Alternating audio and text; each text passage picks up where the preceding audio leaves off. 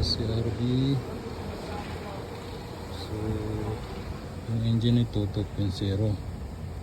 So wala tayo mahanap na engine, magpalit tayo ng 2.4.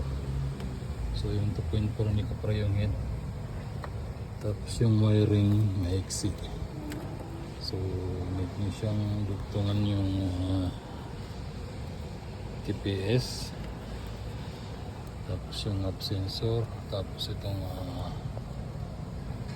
yung camshaft, tapos yung air filter nyo hindi nyo na siya makabit kasi lumiit yung space. So ganyan, modified na lang, pero mas maganda siya kaysa sa makina niya dati, mas lumakas.